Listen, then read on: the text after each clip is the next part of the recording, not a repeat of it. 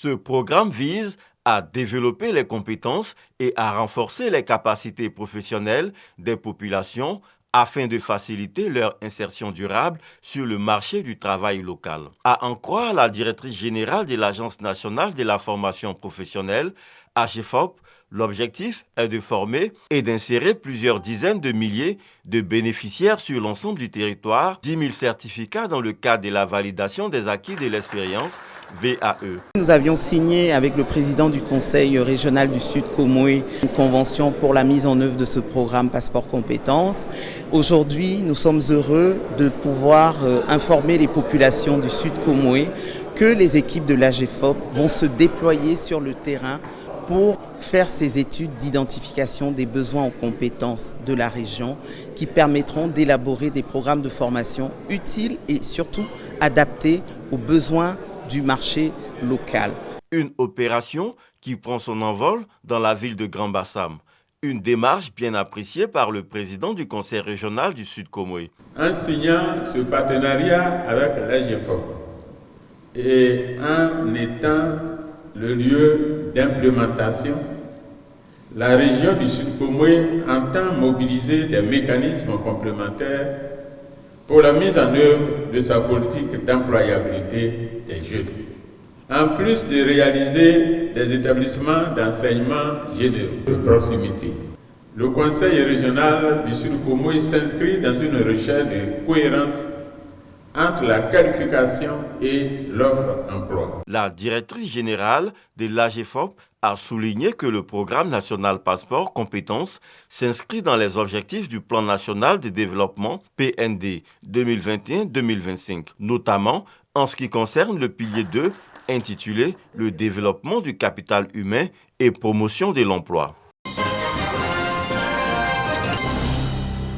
200 personnes formées à la culture du champignon comestible à Dabou, une initiative de l'Association des myciculteurs de Côte d'Ivoire. Cette action vise à promouvoir ce secteur en pleine expansion. En consommant le champignon, on aide notre organisme à mieux se développer.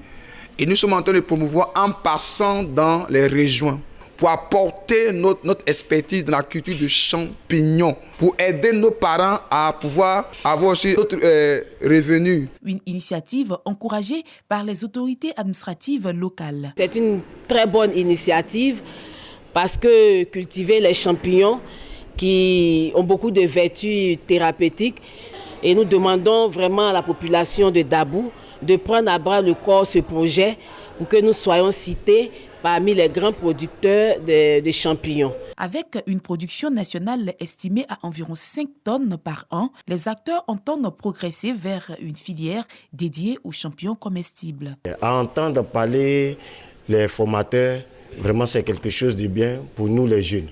À la sortie d'ici, je vais m'intégrer pour que je puisse faire de cela ma passion, pour que dedans aussi je sais que je peux m'en sortir. Nous allons donner de l'information à l'ensemble des villages pour que les jeunes et les femmes viennent à la culture de champignons. Le champignon, c'est également une culture autant que l'EVA. Il faut s'intéresser parce que ça donne de l'argent. Le kilo de champignons est à 2000 francs, le champignon frais, et le kilo de champignons séchés est à 30 000 francs. En dehors de ces vertus thérapeutiques, c'est une opportunité d'affaires pour ceux qui travaillent pour les sans-emploi. Avant Dabou, plusieurs autres villes ont bénéficié de cette formation, notamment Yamoussoukro et Abidjan.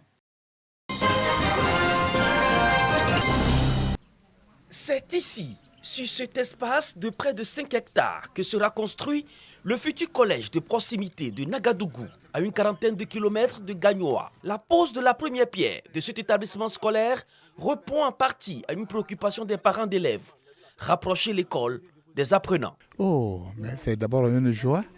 C'est une joie totale pour moi et que c'est une grâce aussi d'avoir ces projets aujourd'hui même. Pour toutes ces actions de développement, ce collège de proximité portera le nom de Colette Pello-Lakpé, cadre de la région du Gor.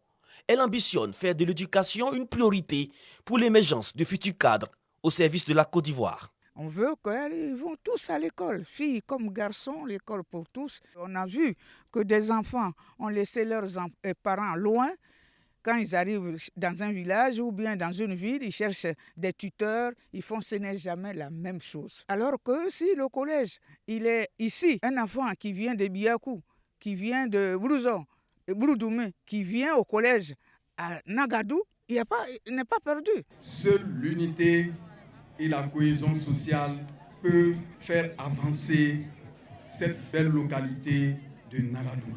C'est ce que le président de la République demande, la paix, la cohésion sociale et de par là suit le développement.